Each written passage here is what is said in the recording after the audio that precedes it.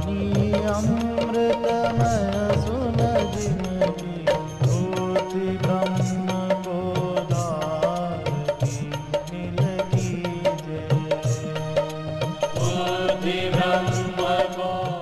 श्री राम जय राम।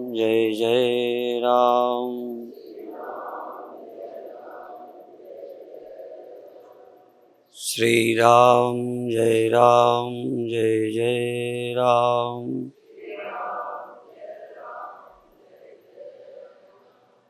सच्चिदानंद भगवान की, सनातन धर्म की।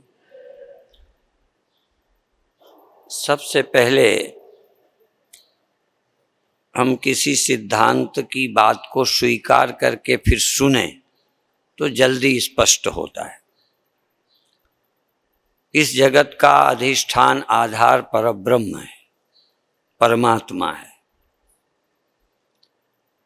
उपनिषद तथा सभी अन्य ग्रंथों में, ब्रह्म सूत्र आदि में इसका वर्णन है। यतः व इमानि भूतानि, यतो व इमानि भूतानि जायन्ते। जिससे ये सब संसार, मन, इंद्रियां पैदा होती हैं। सब प्राणी, सब जीव जिससे उत्पन्न होते हैं, जिसमें स्थित रहते हैं, जीवित रहते हैं और उसी में अंत में लीन हो जाते हैं। तो जिससे उत्पन्न होते हैं, जिसमें स्थित रहते हैं, जिसमें लीन होते हैं, उसका नाम ब्रह्म है। बिना उदाहरण के बोला, उदाहरण ऐसे समझो जैसे सागर में लहरें पैदा होती हैं, रहती हैं, खो जाती हैं, वो उसका नाम सागर है। पैदा होता नहीं सागर, जो पैदा होती हैं उनका नाम लहरें हैं। जो पैदा होती है इसका नाम सृष्टि है। जिससे पैदा होते हैं उसका नाम ब्रह्म है। जैसे सागर से लहरें पैदा होती हैं या जल में लहरें पैदा होती हैं, उसके दो हेतु। एक तो हवा चलती है, उससे लहरें बनती हैं। जब हवा शांत हो जाती है या हवा का प्रभाव नहीं पड़ता तो लहरें जल में खो जाती हैं। इस जगत का भी होने का हेतु वासनाएं हैं, विषय हैं। विषयों की बयारी से मन, इंद्रियां खड़ी होती रहती हैं। यदि विषय का आकर्षण खत्म हो जाए तो ये अनेक जीवत्व खो जाएंगे, एक ब्रह्म रहेगा। थोड़ा सा अनुमान लगा सकते हो, जब ये संसार नहीं होता तो आपके अपने मन के संस्कारों के कारण स्वप्न में भी ये सब अनेकता खड़ी होती है। वो अनेकता वास्तविक नहीं है, वो मेरे ख्याल मात्र है। इसको अभी छोड़ो। स्वप्न की अनेकता, स्वप्न का द्वैत, स्वप्न में अनेकता, भेद मनोमात्र है। जैसे स्वप्न का मनोमात्र द्वैत है, वास्तविक नहीं, ऐसे यह संसार भी माया मात्रमिदं द्वैतम, यह द्वैत माया का खड़ा किया हुआ है।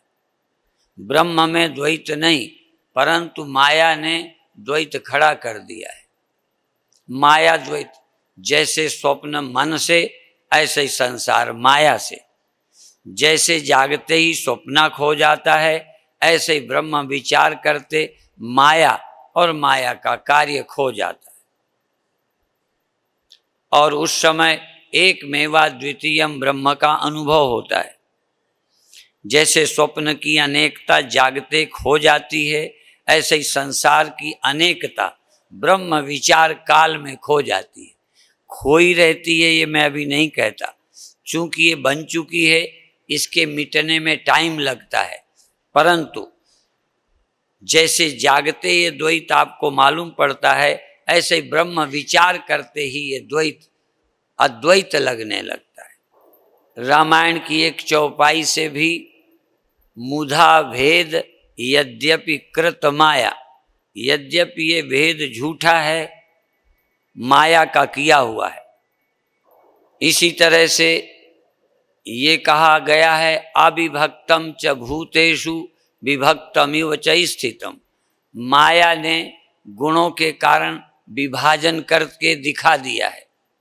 एक ही चैतन्य जागृत स्वप्न सुषुप्ति की तरह लगता है, जागता सोता लगता है, सुखी दुखी लगता है। एक ही चेतन अनेक जीवों के रूप में मालूम पड़ता है, पर सचमुच जीव अनेक नहीं हो गए। चेतन का विभाग नहीं हो सकता। अविभक्तम च भूतेषु विभक्तम इव, थोड़ी सी संस्कृत जानने वाले जान जाएंगे। अविभक्तम च भूतेषु अर्थात जो परमात्मा ब्रह्म अविभक्त है, विभक्त हो नहीं सकता, अभी भी अविभक्त है, पर भूतों में अर्थात शरीरों में, प्राणियों में विभक्तम इव, बटा बटा सा, अलग अलग सा, इंडिविजुअल सा, वैयक्तिक अलग अलग आत्मा लग रही है। आप अपने को एक अलग समझते हैं, मैं अलग समझता हूं। यहां तक ज्ञान होने पर समझते हुए भी मेरी भूख, मेरी प्यास, मेरे सुख दुख अपने, तुम्हारे अपने, कितनी मित्रता हो, प्यार हो, पर यदि लड़ाई और दुख का समय आ जाए तो हम अपने सुख होने की चिंता करेंगे, दूसरे की नहीं करेंगे। यदि आग लग जाए, बेटा अंदर हो, बाप बाहर आएगा, दुखी होगा, पर खुद अपने को जला के बच्चे के निकालने की कोशिश नहीं करता। नौकरों को चिल्लाता है, बचाने की प्रार्थना करता है, रुपए देने का आश्वासन देता है। अर्थात एक ही होते हुए हम अलग अलग हैं, लगते हैं और अलग अलग बचने का उपाय करते हैं। स्वप्नावस्था में अनेक जीव दिखते हैं। यदि लड़ाई हो जाए तो हम भगेंगे या हम अपने दुश्मन को या सांप को मार डालेंगे, जबकि जिसे मार रहे जो मार रहा वो दोनों झूठे हैं।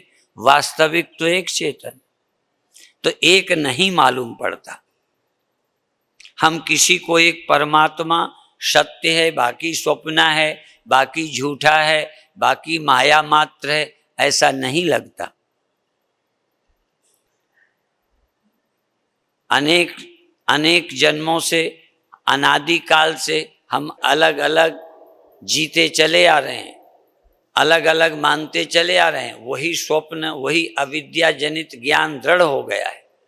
ब्रह्म ज्ञान हृदय में नहीं बैठता, एक अद्वितीयता नहीं मालूम पड़ती, परंतु अद्वैत बोध, एक ब्रह्मता का अनुभव, जीव ब्रह्म से अतिरिक्त नहीं है, भिन्न नहीं है, ऐसा अनुभव, एक चैतन्य से कोई अलग अलग नहीं है, एक ही सत्य चैतन्य आनंद और अद्वय है। अनेक चेतन लगते हैं। यदि हम चेतन अलग ना होते तो मेरा दुख अलग ना होता। इसको कैसे समझें? धीरे धीरे प्रयत्न करें। पहले हम चैतन्य रहकर आँखों के साथ जुड़े, देख रहे, सुन रहे, सूंघ रहे। धीरे धीरे कोशिश करें कि हम चैतन्य तो रहें, आँखों की जरूरत छोड़ दें। दिन भर के लिए नहीं, सारे जीवन के लिए नहीं, कुछ क्षण ध्यान के लिए चैतन्य तो रहे, जैसे नेत्र है ही नहीं, या नेत्र है तो ये वाला नहीं है, एक अंदर का नेत्र। और जैसे स्वप्न में इन नेत्रों के बिना देखते हो, इस देह के बिना देह होता है ख्याल का, ऐसे ही इन आँखों को बंद करके भीतर की आँख खोलें, भीतर के कान से सुनें, भीतर की इंद्रियां सक्रिय करें, इनको छोड़ दें। फिर धीरे धीरे भीतर की इंद्रियां भी निष्क्रिय कर दें। हमें जरूरत ही नहीं है देखने की, सुनने की। देखना सुनना जगत के लिए है, कार घर से बाहर जाने के लिए है, और जो बाहर चले गए हैं लौटने के लिए भी है, पर घर में रहने के लिए कार नहीं होती, घर में रहने के लिए साइकिल भी नहीं होती। साइकिल भी कहीं बाजार में नज़दीक जाने के लिए। तो ये इंद्रियां हमें बाहर ले जाने के लिए, मन हमें संसार का अनुभव कराने के लिए, अंदर लौटने के लिए न इंद्रियों की जरूरत है न मन की। इसीलिए ग्रंथों ने कहा न तत्र चक्षुर्गच्छति, न तत्र चक्षुर्गच्छति, वहां नेत्र नहीं जाते। नेत्र तो यहाँ आते हैं, नेत्र तो यहाँ आने के लिए, वहां जाने के लिए आवृत्य चक्षु अमृतत्वमिच्छन्, अमृत की, ब्रह्म के पाने की इच्छा रखने वाले को नेत्रों की आवश्यकता नहीं है। इसलिए ध्यान में आंखें बंद करते हैं।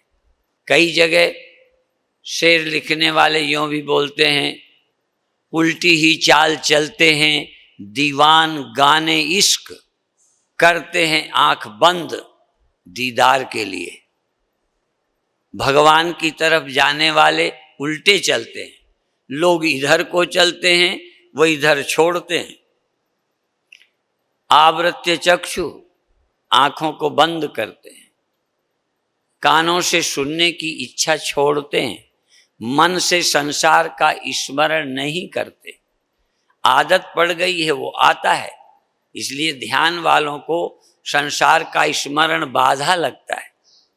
आदत तो पड़ गई है, पर जरूरत नहीं है जहां संसार नहीं है।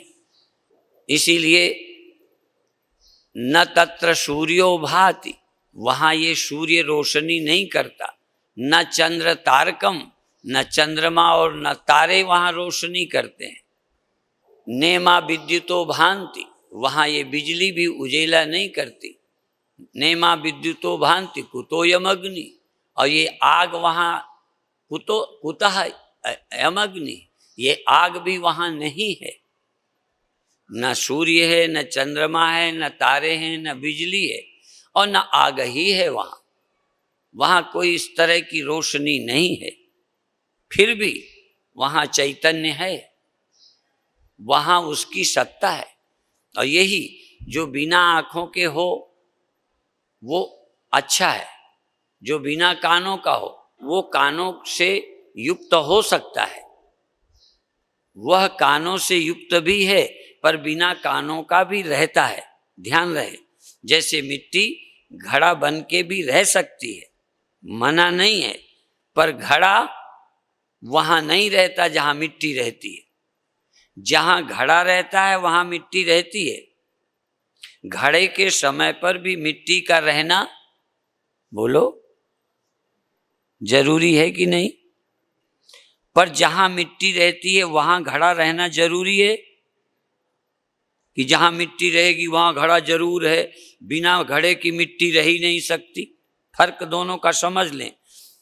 इंद्रियां बिना मेरे काम नहीं कर सकती, बिना मेरे इंद्रियां सक्रिय नहीं हो सकती, पर बिना इंद्रियों का मैं भीतर रह सकता हूं। और यही जानना है। एक बार यदि बिना इंद्रियों के आप रह लें तो एक अनुभव आपके पास होगा कि मैं अतीन्द्रिय हूं। आप परमात्मा के विषय में सुनते हैं, वो इंद्रियातीत है, इंद्रियों के बिना है परमात्मा। अमन है, बिना मन का है परमात्मा। तो अभी शमन है परमात्मा, अभी मन सहित है, इंद्रियों सहित है, देह सहित है। तो वही परमात्मा चेतन बिना देह, बिना इंद्रिय, बिना मन का भी हो जाता है। जो सागर, जो पानी लहरों से युक्त है, वही लहरों से मुक्त भी हो जाता है। लहरें वहां नहीं होती, पर लहरों में वो होता है। वो संसार में है, पर वहां संसार नहीं है। एक बार वहां तक यात्रा करनी है, वहां तक जाओ जहां संसार ना हो। और एक बार हो आओ जहां संसार नहीं है, तो वहां मौत भी नहीं होगी, वहां विकार भी नहीं होंगे, वहां अन्य नहीं होगा। जब यहां आओगे तो सब होगा। इसलिए अभी चिंता मत करो कि फिर हम यहां आ जाते हैं। अभी तो एक बार हो आओ, दोनों जगहें देखो कि यहां सब कुछ है, वहां कुछ नहीं है। यहां संसार है, वहां सत केवल आत्मा है। यहां अनेक है, वहां एक है। यहां लाभ हानि जय पराजय है, वहां हानि लाभ जय पराजय नहीं है, क्योंकि वहां दूसरा ही नहीं है। खतरा तो तब हो जब दूसरा हो। एक बार वहां तक की यात्रा करो जहां दूसरा नहीं रहता, पर आप रहते हैं, या सत्य रहता है, या सच्चा अस्तित्व रहता है। बनावटी अस्तित्व खो जाते हैं, जो खो जाएं वो सब बनावटी होते हैं, जो बिगड़ जाएं वो बने हुए हैं। आज शरीर है, कल नहीं होगा। अभी आंखें पूरा देखती हैं, कल आंखें नहीं होंगी, इसलिए बाहर का दिखना बंद होगा, पर चेतन समाप्त नहीं होगा। समझना है, ऐसा नहीं कि सकोरा न रहे तो मिट्टी नहीं रहेगी, पर सकोरा नहीं रहे तो चाय पीने में, हाँ चाय वगैरह पीते हो ना, हाँ तो वो उससे पीते हो, वो काम बंद हो जाएगा यदि सकोरा ना हो, पर कुछ तो होगा। ऐसे ही आंख ना हो तो दिखना बंद होगा, पर मेरा जागना आंखों के मोहताज नहीं है। अंधे लोग जगते हैं कि नहीं? अंधे लोगों की नींद खुलती है कि नहीं? बहरे लोग सोए ही रहते हैं। माने इंद्रियां काम ना करें तब भी हम जागे होते हैं। और भी आगे, जागना और सोना, जैसे देखना सुनना इंद्रियों का धर्म है, जागना और सोना अंतःकरण का धर्म है। अंतःकरण न हो तो जागना और सोना नहीं होगा, पर चेतन आत्मा होगी। यही समझना है। तुम जागने को ही आत्मा का होना समझते हो, सो जाने को जैसे आत्मा सो गई। नहीं, बुद्धि जैसे नेत्र गए तो दिखना बंद है, पर चेतन है। आंखें बंद कर ली तो चेतन अभी नहीं खो गया, सिर्फ आंखों का काम बंद हुआ। कान में रुई लगाओ, बाहर का सुनाई देना बंद हुआ, चेतन अभी है। तो ध्यान में प्रयत्न करो कि इंद्रियां थोड़ी देर के लिए गैर जरूरी हैं, खत्म मत करो, क्योंकि आओगे फिर लौट के तो जरूरत पड़ेगी। जब घर के भीतर आए, कार की जरूरत ना हो, बाहर खड़ी कर दें, साइकिल बरामदे में रख दें कि तोड़ दें, खत्म कर देना चाहिए कि सुरक्षित रख देना चाहिए? क्यों रखना है? जब बाहर जाओगे फिर जरूरत पड़ेगी, तो आंखें खत्म नहीं करना। और दूसरी बात, जब अंदर जाओ तो इनकी जरूरत नहीं है, बाहर आओगे तो फिर पड़ेगी। हमको तो नहीं जरूरत पड़ती आंखों की। चलो तुम तो गृहस्थी हो, हम तो साधु हैं, हमको तो आंखें नहीं चाहिए, हमें कान नहीं चाहिए, हमें जबान नहीं चाहिए, हमें हाथ नहीं चाहिए, हमें रोटी नहीं चाहिए, हमें चलने को पैर नहीं चाहिए। हमें तो ऊपर से यहाँ तक आना पड़ा तो पैर चाहिए, तुमसे बात करनी है तो शरीर चाहिए। पर जब हमें सोना था तब, अच्छा सोने के लिए जिनकी आंखें नहीं हैं वो नींद में नहीं जा सकते ना, केवल आंख वाले ही सोते हैं। जिनके विचारों की आंखें नहीं है कैसे सोएंगे बिना आंखों के? बल्कि बिना आंखों वाले और जल्दी सो जाएंगे, क्योंकि आंखों वालों का देखी हुई चीजें कहो लेटे लेटे याद आती रहे, किए हुए कर्म याद आते रहे, नींद ना आवे। अंधे जल्दी सो जाएंगे, बहरे जल्दी सो जाएंगे, बूढ़े जल्दी सो सकते हैं। यद्यपि बूढ़ों के पास चिंताएं बहुत जमा हो जाती हैं, इसलिए बच्चे आसानी से सोते हैं।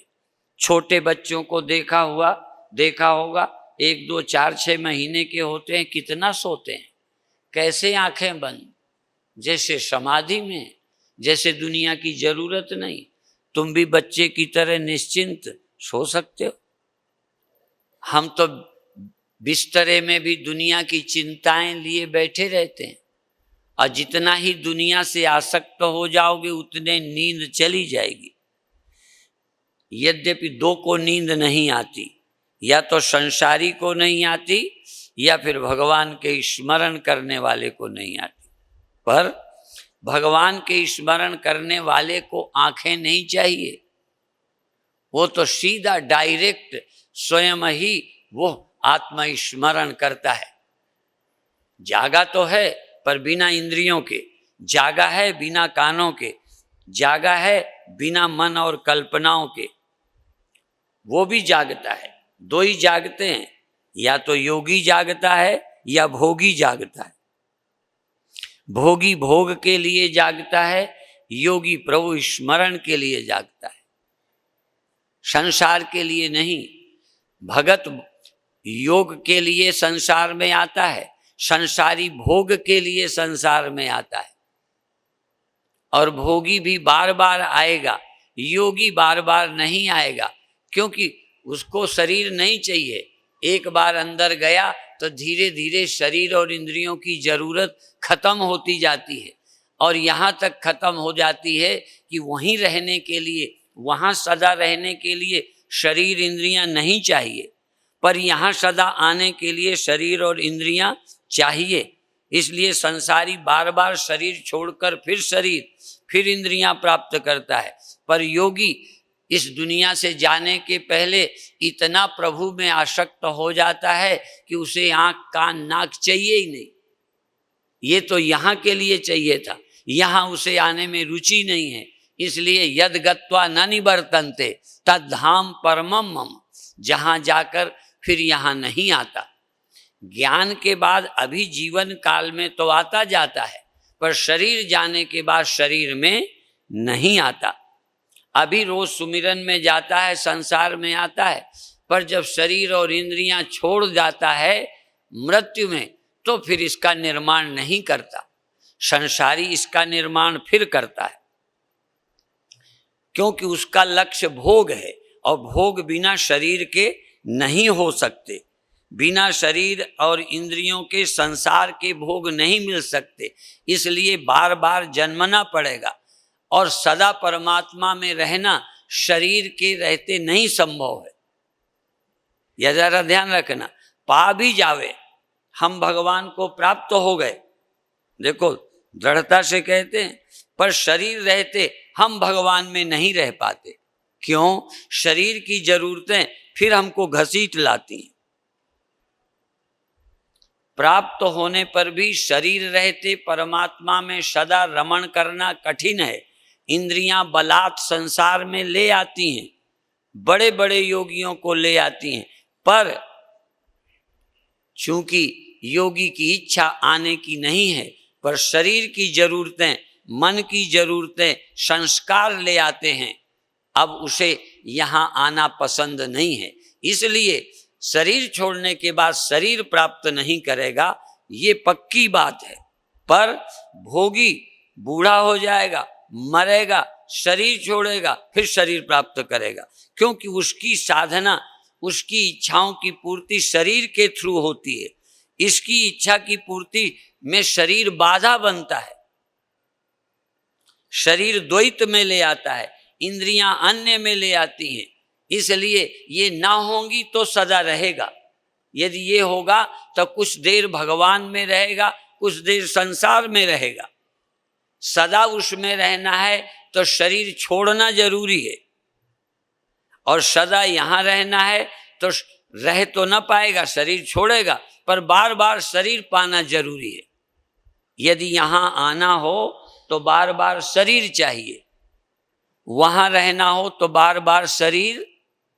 बस एक बार शरीर मिल जाए और वहाँ पहुँच जाए, फिर बार बार शरीर की जरूरत नहीं।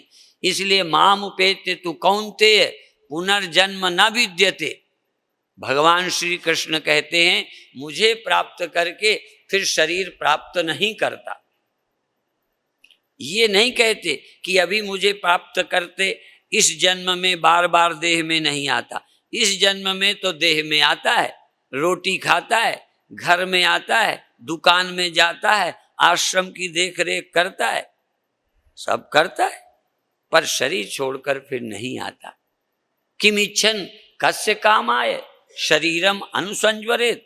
क्या इच्छा है, कौन सी वासना है जिसके लिए आवे? सारे पापड़ बेल लिए, देख लिए, क्या रखा है।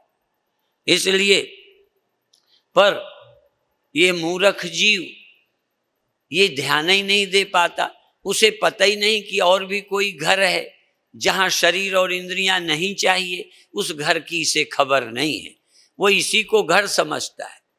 ये 3 जगहें जागृत स्वप्न सुसुप्ति त्रिशधामसु, 3 अवस्थाओं में ही रहता है, कभी नींद में, कभी स्वप्न में, कभी जागृत में।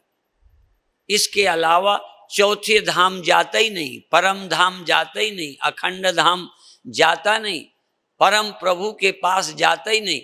प्रभु की सत्ता लेकर यहीं घूमता रहता है, सोता जगता रहता है।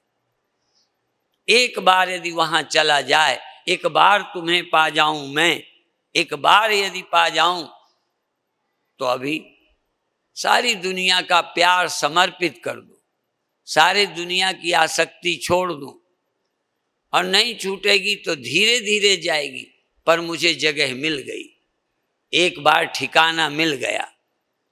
अब ठिकाना मिल गया, ठिकाना मिल जावे। और ठिकाने तो लोग जीवन में बहुत ढूंढते हैं, पर कोई ठिकाने में ठिकाने सदा रह नहीं सकता। शरीर मिला, यहाँ परमानेंट रह ही नहीं सकते, जब ये मर जाएगा दूसरा बनाना पड़ेगा। आपने जो ये मकान बनाए हैं, हमने सोचा था जब आश्रम बनाया हरिद्वार का, एक बार बना देंगे, उनके लड़के के लड़के भी आके यहाँ रहेंगे, पर हमने देखा जिसने बनाया उसी के रहते मकान पुराना हो गया, उसी के रहते हो गया। तो इसी तरह से ये शरीर मिला, तुम्हारे लिए बना, तुमने बनाया अपनी वासनाओं के लिए, लेकिन वासना पूरी नहीं हुई, शरीर खत्म होने को आ गया। ययाति की कथा जानते होगे, 10 बार अपने बेटों से आयु मांगी, 100 वर्ष का होके मरने लगा, बूढ़ा होके। उसने देखा मेरा तो कुछ बना ही नहीं, मुझे तो फिर उम्र चाहिए। भगवान से मांगी, भगवान ने कहा हमारे में नहीं है, तुम्हारे बेटे दे दें तो इतना हम कर सकते हैं, बच्चों की उम्र तुमको ट्रांसफर कर दें। तो बड़े बच्चों से मांगा, बड़े बच्चों ने देने से इनकार कर दिया। बड़े बच्चों को भी चस्का लग गया था। जिसको चस्का लग जाए वो अपनी उम्र नहीं दे सकता। जानवर दे सकता है, छोटा बच्चा दे सकता है, उसे अभी कोई चस्का ही नहीं लगा, पत्नी का, बेटों का, बाप का, पद का, प्रतिष्ठा का, इलेक्शन का। ये तो जब चस्का लग जाता है तो लगता है आहा। कई लोग पद में रहते ही मरते हैं, पद छोड़ के मरना ही नहीं आता आदमी। तो जिस शरीर में आप बैठे हो, इस शरीर को नहीं छोड़ना चाहते, पर छूट जाता है। जब छूट जाता है, पर इसके बिना मुझे रहा नहीं जाता, तो फिर शरीर प्राप्त करता हूं। पर जिसको शरीर के बिना विश्राम का पता चल गया, भले शरीर हमको खींच लाता है, ठंडी हमको रजाई ओढ़ने को मजबूर करती है, भूख हमको खाने को मजबूर करती है, साधु को भी करती है, लेकिन अब वासना नहीं है, अब आवश्यकता नहीं है। परिस्थिति के कारण मन आ जाता है, पर लक्ष्य नहीं रहा। लक्ष्य परमात्मा हो गया, लक्ष्य संसार नहीं रहा। 2 ही गोल हैं संसारी का, संसार गोल है, लक्ष्य है, शरीर है, पद प्रतिष्ठा है। भक्त का भगवान लक्ष्य है, गोल है। एक बार पा गया, समझ आ गया, पर अभी आना जाना चलता है, आना जाना चलता है। इसलिए कबीर साहब ने कहा कोई ससुरे में कहियो संदेश, नैहरवा में आग लगी। लड़की का ब्याह हो जाता है तो ससुराल जाती है, फिर मायके तो नहीं आती। बोलो, आती है ना? आप तो जानते हो, ससुराल अच्छी लगने पर भी मायके नहीं जाते ना, वो भी आवश्यक है। लेकिन कबीर साहब अंतिम समय का वर्णन करते हैं। पहले मायके जाते थे, ससुराल आते थे, फिर मायके जाते थे। ऐसे ही ज्ञानी संसार में आता है, आत्मा में जाता है, फिर संसार में आता है, फिर आत्मा अपने घर चला जाता है। तो कबीर साहब कहते हैं अब कोई ससुरे में कहियो संदेश। मायके से बोल रहे हैं, मायके से बोल रहे कि कोई ससुरे में कहियो संदेश, नैहरवा में आग लगी। क्या कह दो, नैहर में मायके में आग लग गई है। कहन क्या हो गया? तो लग गई। कहने लगे अब आखिरी बार आ रही हूँ। जब तक नैहर था जाके फिर आती थी, जाके फिर आती थी। पर अब ये आखिरी बार आ रही हूँ। नैहरवा में कहियो संदेश, कोई ससुरे में कहियो संदेश, नैहरवा में आग लगी पूरा जले। केवल मेरे ही घर नहीं, पूरा जले, पड़ोसी जल गए, जलो ननंद को गे, ननंद का घर भी जल गया और मेरे माता पिता भी जल गए। अब घर में कोई बचा ही नहीं, मैं धन बची अकेल, केवल मैं बची हूं सो आ रही हूं, कोई मेरा यहां बचा ही नहीं। तो अब इसलिए कि अब मैं आखिरी बार आ रही हूं, अब आना जाना बंद होगा। तो आप भी जब जाएं तो पहले तो आपकी शादी हो जाए, घर चले जाओ, फिर आते जाते रहो, फिर आगे की स्कीम। अब हम माता पिता घर दोबारा मायके में बनाने वाले नहीं हैं, क्योंकि वहीं विश्राम है। तो एक ही तरह के दो मार्ग हैं, एक संसार का है, एक परमार्थ का है। वहां सदा के लिए जाना होता है, यहाँ बार बार आना जाना होता है। यहाँ यदि तुम आओ जाओगे तो शरीर फिर चाहिए, इंद्रियां फिर चाहिए, तो कभी आंखें कम मिलेंगी, कभी हाथ पैर कम मिलेंगे। सबके एक समान पैर नहीं है, केंचुए के पैर, केंचुए के आंखें नहीं है, केंचुए के आंख नहीं है, देखता नहीं, केंचुआ संगीत नहीं सुनता। कई योनियों में इतनी इंद्रियां नहीं मिलेंगी, देह मिल जाएगा पर इतनी इंद्रियां नहीं मिलेंगी, इतनी सुविधाएं नहीं मिलेंगी, ऐसा वातावरण नहीं मिलेगा। किसी जन्म में बहुत अच्छा नहीं, बड़ी दुर्दशा। आ जाओगे कुछ अच्छा होगा, पर 100 कमियां होंगी। इस जन्म में कोई कमी है कि नहीं? बोलो, इस जन्म में कोई सब ठीक ठाक है? तो किसी जन्म में जब आओगे सब ठीक ठाक होगा। बेटे भी, पत्नी भी, पति भी, पिता भी, दुकान धंधा भी, शरीर स्वास्थ्य सुंदरता भी, सब अनुकूल। कोई ना कोई कमी रहेगी जब जब आओगे, और कोई कमी नहीं रहेगी तो एक कमी तो जरूर रहेगी। आ जाओगे, जाने को दिल नहीं करेगा और जाना पड़ेगा। मेरे गुरुदेव कहते थे, एक आदमी ने भवन बनाया, भवन, तो ऐसा भवन बनाना चाहता था कि कोई कमी न रहे। कोई इंजीनियर आर्किटेक्ट देखने वाला कहे कि इसमें ये कमी है तो गिरवा के फिर बनाता था। इतना बुद्धि लगाकर इंजीनियरों की राय से बना कि मकान में कोई आके ये ना कह सके कि ये जगह गलत है, या विंडो गलत है, या साइज गलत है। सब बढ़िया बढ़िया बढ़िया। लोग बने बनाए मकान सस्ते बिकते हैं, प्लाट तो अच्छे बिकते हैं, मकान सस्ते बिकते हैं, क्योंकि बने बनाए मकान में लेने वाले की प्रियता नहीं होती। हमें कैसे रूम चाहिए, कैसे बने। कोई ना कोई दूसरे की पसंद का मकान मेरी पसंद का नहीं होता। तो ये आपकी चॉइस का मकान दूसरे को नहीं पसंद आता, फिट नहीं बैठता, ऐसी कई कमियां रहती हैं। तो उस आदमी ने मकान बनाया, जब सबने कह दिया इसमें कोई कमी नहीं है, तो ये बात अखबारों में छपी, ऐसा मकान जिसमें कोई कमी नहीं है। एक साधु ने बात सुनी, कहते है कमी। कहने लगे राजा, उसका संकल्प है, आप बताओ वो ठीक करेगा।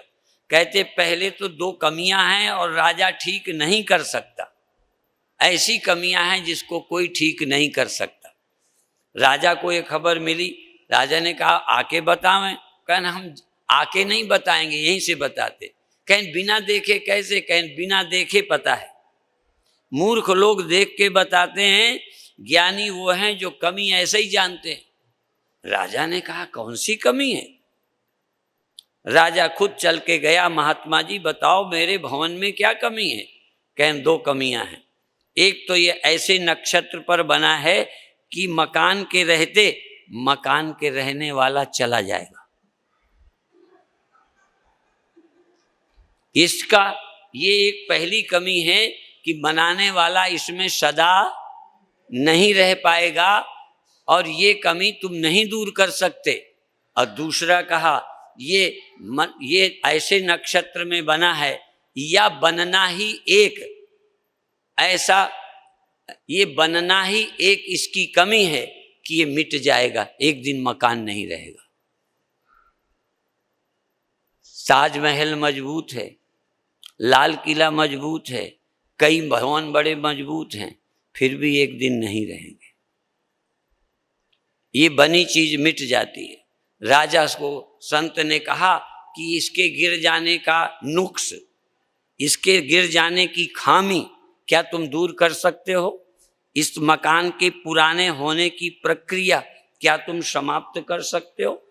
कई पुल बने हैं।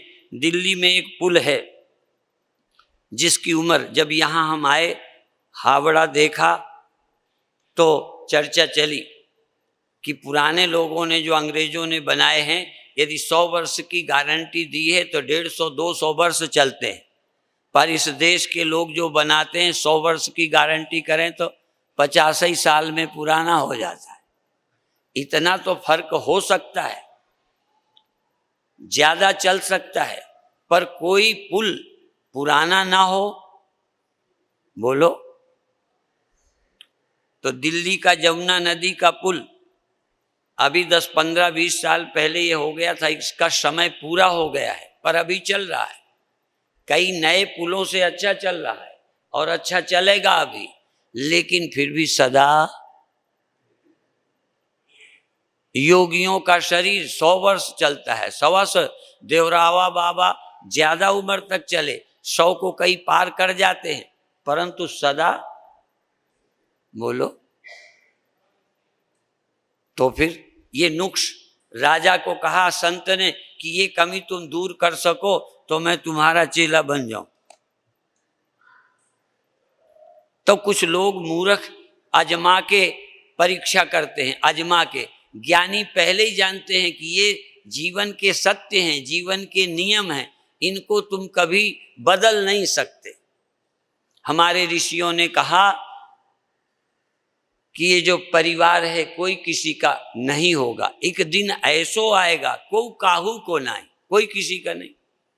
एक बार हम सिरसा में थे, सिरसा हरियाणा प्रांत, हरियाणा प्रांत में थे गुरुदेव के साथ। एक संत ने कीर्तन गा दिया, किसी भगत के घर में गुरुदेव बैठे, हम भी थे गुरुदेव की सेवा में, और उन्होंने कीर्तन गा दिया कि बांधो सुतदारा स्वार्थ के सब भाई रे, भजले अविनाशी सकल जगत दुखदाई रे, भजले अविनाशी। यहाँ तक तो कोई आपत्ति नहीं, सुता बांधव सुतदारा स्वार्थ के सब भाई रे, भजले अविनाशी। अंत समय कोई काम ना आवे, कोई साथ न देवे, तो बोला कि हम धोखेबाज हैं। एक लड़का खड़ा हो गया कि क्या सिखाते हो, ये भड़काते हो परिवार को। अब उन्होंने समझा, तो उनका ये मतलब नहीं है कि लड़के धोखेबाज हैं, बाप धोखेबाज है, पति धोखेबाज है, पर धोखा देगा ही। बाप चाहे भी कि मैं बेटे के साथ सदा रहूं, एक दिन चला जाएगा। बेटा चाहे मैं पिता के साथ बड़ा ख्याल करूं, पिता चला जाएगा। बेटा साथ नहीं जाएगा, और साथ भी चला जाए तो पता नहीं पिता कहाँ जाएगा, बेटा कहाँ जाएगा। तो जब ज्ञानी जन कहते हैं कि परीक्षा न करो तो की कराइए, कोई किसी का नहीं होता। मतलब के सब भाई रे, मतलब के सब, हाँ, जब तक जिसका काम निकलता है, मतलब निकल गया फिर पहचानते नहीं। स्वार्थ के सब भाई रे, भजले अविनाशी। सब मतलब का है, सब एक दूसरे का, और जी जान लगाए। उदाहरण देखो, अपने कंधे पर लेकर माता पिता को श्रवण कुमार पिता को ले जाते हैं, इतना है पितृभक्त, फिर भी बेटा साथ नहीं दे पाया, मृत्यु हो गई। कंधे पे लेके गया, पर प्रारब्ध ने ऐसा किया कि बेटा पिता का साथ, माता का साथ नहीं दे सका। कुछ प्रकृति के, कुछ तो मन की खराबी से भी संबंध अच्छे नहीं रहते, पर यदि मन का अच्छा भी हो तो कब तक साथ दोगे। आप कई चेले मेरे से बड़ा प्यार करते हैं तो मेरे साथ चलेंगे? फिर तो कहेंगे अब तो गुरुजी चले गए, अब क्या होगा। कई बार पति चला जाए तो कहते हैं, पहले तो कहते थे हम संग ही मरेंगे, लेकिन फिर सोचते हैं अब मर गए, अब अपने मरने से इन बच्चों का क्या होगा, इसलिए ऐसे ही ठीक है। कोई ना कोई बचने का, न जाने का रास्ता भी निकालते हैं। और चले जाने से फायदा भी क्या पहुंचाएंगे? मान लो चले भी जाएं तो क्या होगा? किसी के मरे में हम भी जहर खा लें तो क्या हो जाएगा? तो ये समझाने का प्रयोजन है कि कोई किसी के साथ नहीं जाता, बिना मतलब जिंदगी खराब नहीं करो। परमात्मा ही एक है हमारा असली ठिकाना। परमात्मा निरंकार, उसकी यात्रा करो, सुमिरन करो। पर फिर भी यदि भूख लगी हो तो एक कहावत समझ लो, भूखे भजन न होए गोपाला, ये ले अपनी कंठी माला। अब तो भूखे हों तो भजन नहीं होगा।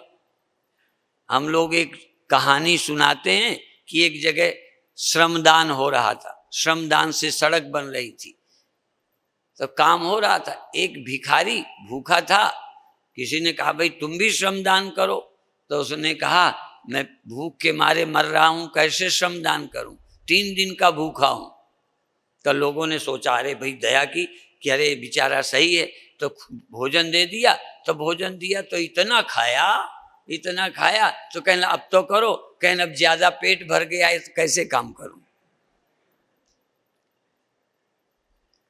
तो दोनों तरह से खतरा है, भूखे भी भजन नहीं हो सकता और ज्यादा संसार में रच पच जाओ तो भी भजन नहीं हो सकता। तो भूखे भजन ना होए, कभी कामनाएं सताती हैं तो भजन नहीं होता, और कभी कोई जरूरत ना हो तो आलस से घेर लेता है, तमोगुण घेर लेता है। तो कोई भाग्यशाली हैं जो भगवान का भजन कर सकते हैं, स्मरण कर सकते हैं। तो अभी 5 मिनट भगवान का भजन ध्यान करेंगे, फिर प्रातःकाल। अभी आंख बंद करें।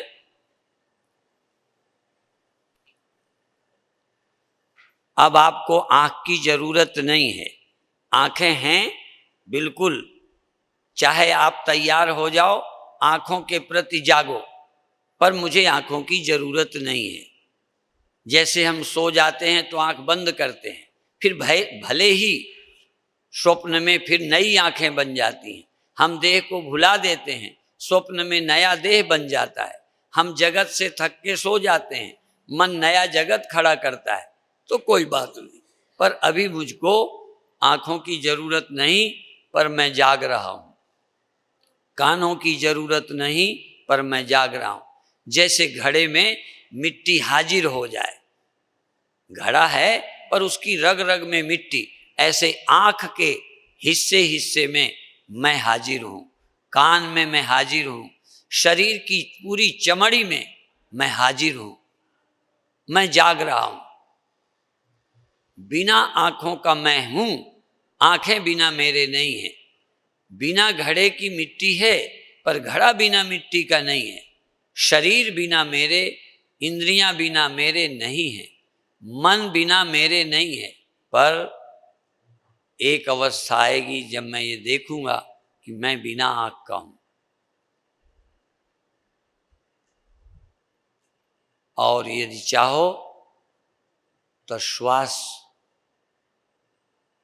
श्वास चलती है, कब अंदर जाती है कब बाहर, श्वास में ध्यान ले जाओ। श्वास में ध्यान ले जाने के लिए आंखें नहीं चाहिए, श्वास में ध्यान ले जाने के लिए कान नहीं चाहिए, श्वास में ध्यान ले जाने के लिए हाथ नहीं चाहिए।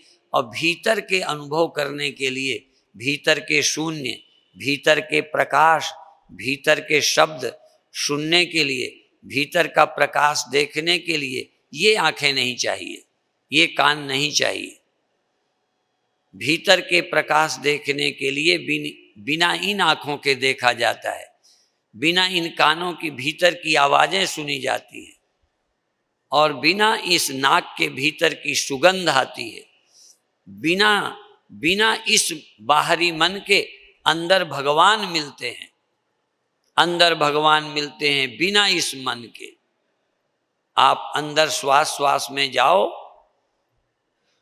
एक बार भगवान मिलने के लिए आंखें हों तो कोई हर्ज नहीं, बिना आंखों के चलो यात्रा करो। हम उस भगवान को मिलेंगे जो बिना आंखों के मिलता है, बिना कानों के मिलता है, बिना हाथों के मिलता है, बिना शरीर के मिलता है। सीधा मैं, जहां मेरे देह भी नहीं होता, मेरे प्रभु का भी नहीं देह होता, निराकार होकर निराकार से मिलते हैं। आकार से मिलने को आकार चाहिए, विषय से मिलने को इंद्रियां चाहिए। और ये विषय भी दो तरह के हैं, कुछ संसार कहलाता है, कुछ भगवान, कुछ गुरु। यदि इंद्रियों का विषय भी हो तो ये देखो, ये दिव्य प्रकाश है, ये दिव्य देह है, चिदानंदमय देह तुम्हारी, विगत विकार जान अधिकारी। भगवान का देह भौतिक नहीं होता, भगवान का दिव्य देह होता है। यदि भगवान को देखो तो भगवान का दिव्य देह है, भगवान को सुनो तो उनकी दिव्य वाणी है। यदि अंदर मंत्र चलाओ तो दिव्य साउंड है, दिव्य शब्द हैं, दिव्य सुगंध है, दिव्य गंधानुलेपनम, दिव्य गंध, दिव्य रस, दिव्य दर्शन, दिव्य श्रवण, दिव्य स्पर्श, दिव्य। ये संसार में जो देखा सुना है ये भौतिक है। इन बिना इंद्रियों के जो दिखता है, सुनाई देता है, अनुभव होता है, वो दिव्य होता है। इसलिए भीतर का प्रकाश, भीतर की आवाज, भीतर की सुगंध, भीतर का नाम जो स्थूल शरीर से जपते हैं वो भौतिक जबान है। इसलिए आंख नाक मुख बंद कर, आंख नाक मुख बंद कर, नाम निरंजन ले, दिव्य नाम ले। उसके लिए इस वाणी की जरूरत नहीं। 4 वाणी हैं, बैखरी, मध्यमा, पश्यंती, परा। दिव्य वाणी, परा वाणी। इस वाणी से जाप मत करो, इन हाथों से जाप मत करो। हम छोटे थे तो किसी को छू लिया तो कहे चमड़े के हाथ हमें मत लगाओ, ये हाथ मेरे चमड़ी के, त्वचा के हैं, मांस के हैं, ये हाथ मेरे बहुत अच्छे नहीं हैं, ये जबान मांस की है, इससे नहीं। भीतर की जबान से बोलो, भीतर की वाणी से बोलो, परा वाणी से बोलो, राम राम राम। जबान से नहीं, हाथ से नहीं, माला से नहीं, अंदर चले जाओ। आंख नाक मुख बंद कर, मुख से मत बोलो, आंखों से मत देखो, कानों से मत सुनो, सब बंद करो। भीतर से बोलो, भीतर से सुनो, भीतर से अनाहत नाद सुनो, परमात्मा के नाम की ध्वनि सुनो, परमात्मा की सुगंध लो, परमात्मा को छुओ अंदर से, परमात्मा को देखो, परमात्मा को सुनो, परमात्मा को छुओ। बिना इन आंखों के, मन की आंखों से परमात्मा को देखो, अंदर के भाव से देखो, भाव से सुनो, भाव से छुओ, भाव से नमस्कार करो, भाव से प्रार्थना करो। इस शरीर का प्रयोग मत करो, इन इंद्रियों का मत करो, अंदर का इस्तेमाल करो और धीरे धीरे तुम भगवान के हो जाओ। तुम, शरीर नहीं, इंद्रियां नहीं, मन नहीं, तुम भगवान के हो जाओ, भगवान तुम्हारे हो जाएं। तुम निराकार हो जाओ, भगवान निराकार हो जाएं। न तुम दिखो न वो दिखें, हम दोनों एक हो जाएं, अंदर लौट जाएं, लौट जाएं, लौट जाएं। एक बार परमात्मा को मिलके देखो, देह छोड़ जाओ, इंद्रियां छोड़ जाओ, मन छोड़ जाओ, सब यहीं छोड़ जाओ। शरीर उतार दो, मन उतार दो, आंख नाक कान उतार दो, मन भी छोड़ दो, अमन हो जाओ। केवल तुम्हारी चेतना हो और प्रभु का नाम हो, प्रभु का नाम, प्रभु का नाम। तू निराकार मैं निराकार, तू निर्विकार मैं निर्विकार। निर्विकार होकर निर्विकार को मिलो। देवो भूत्वा देवम यजेत, देवता के भजन के लिए खुद भी देवता बनो। शुद्ध को छूने के लिए तुम भी स्नान करो, तो पवित्र होकर पवित्र का स्मरण करो, पवित्र होकर पवित्र नाम जपो। अंदर जाकर शरीर का, मन का, इंद्रियों का त्याग करो। शुद्ध चेतन होकर, शुद्ध आत्मा होकर, शुद्ध जीव होकर प्रभु का नाम जपो। राम राम राम, बिना वाणी के बोलो राम राम राम। इस जबान के बिना बोलो, इस मन के बिना बोलो। कोशिश करो जबान का प्रयोग ना हो, मन का प्रयोग ना हो, ख्यालों का। अंदर से जैसे आत्मा बोल उठी, परमात्मा बोल उठा, शुद्ध चैतन्य बोल उठा, राम राम राम राम राम। मैं जपूं, मैं जपूं, शरीर नहीं, मैं जपूं वाणी नहीं, मैं जपूं चैतन्य, मैं जीव, देह नहीं, वाणी नहीं, हाथ नहीं। कर मुक्ते बहुतक जपे, श्वासा बिरला कोय। श्वासा तजी आत्मा से जपे तो सच्चा जापक हो। श्वासा छोड़ के, कर मुक्ते हाथ और जबान से बहुत जपते हैं, श्वास श्वास में कोई बिरला जपता है। श्वासा छोड़कर चेतन जपे, श्वास छोड़ चेतन जपे तो सच्चा जापक हो। चेतन जपे, जीव जपे, राम राम राम राम। मैं जपता हूं, मेरा आकार नहीं, मैं स्वयं निराकार हो गया, मैं अतीन्द्रिय हो गया, विदेह हो गया, अतीन्द्रिय हो गया, अमन हो गया, बुद्धि परे, बुद्धि से परे हो गया। और अब मैं जपता हूँ राम राम राम। पर मैं राम राम जपते राम हो गया, श्याम जपते श्याम हो गया, शिव शिव जपते शिव हो गया, शिवोहम हो गया, राम हो गया, श्याम हो गया, निरंकार हो गया, वाहेगुरु हो गया, शून्य हो गया, शून्य में समा के शून्य हो गया, अनात्मा को खोकर आत्मा हो गया, सब कुछ उतार कर नग्न हो गया, सब कुछ उतार दिया। अंदर अंदर लौटो, अंदर लौटो, पुराने संस्कारों में, संसार में मत भटको। अभी आपके पास शरीर के अलावा कोई अनुभव नहीं है। एक बार उतार फेंको शरीर को। शरीर कपड़ा है, शरीर उतारो। इंद्रियां कपड़े हैं, ये सूक्ष्म कपड़े उतारो। मन उतार कर फेंक दो, अमन हो जाओ और जीव होकर बिना किसी अंग के, शरीर के, मन के, केवल तुम सुरति जगा कर श्याम श्याम श्याम श्याम श्याम, राम राम राम, शिव शिव शिव, ओम नमः शिवाय। न मेरे प्रभु का शरीर है, न मेरा शरीर है। प्रभु का शरीर उतार दिया, अपना भी शरीर उतार दिया। प्रभु का आकार उतार दिया, अपना भी उतार दिया। अपनी इंद्रियां उतार दी, उनका रूप उतार दिया। अपना मन उतार दिया, उसके प्रति कल्पना उतार दी। और अंत में रह गया चिददेव, शिवदेव, ब्रह्मदेव, आत्मदेव, श्यामदेव, रामदेव। अंदर अंदर सुमिरन करते करते करते खो जाओ, खो जाओ, खो जाओ। बहुत अच्छे। 1 मिनट जैसे तुम्हारी अंतरात्मा जप रही है, तुम्हारे अंदर के प्राण पुकार रहे हैं। प्राण पुकार रहे जगदीश हरे, जगदीश हरे। जबान नहीं पुकारती, शरीर नहीं, मेरे प्राण पुकारते हैं। मेरे प्राण बेचैन हैं केवल प्रभु नाम के लिए। सब भूख मिट गई, प्यास मिट गई, चिंता मिट गई, केवल प्रभु नाम की प्यास, प्रभु नाम का आकर्षण। नहीं है तो पैदा कर, पैदा कर, पैदा कर। तू भक्त होने आया है, मुक्त होने आया है, प्रभु का होने आया है। जाप कर, जाप कर, जाप कर, जाप कर, जाप कर। बहुत अच्छे। 1 मिनट के बाद समाप्त। बहुत अच्छे। मन मस्त हो जाए, मन मस्त डूब जाए भक्ति में, प्रेम में, मस्ती में।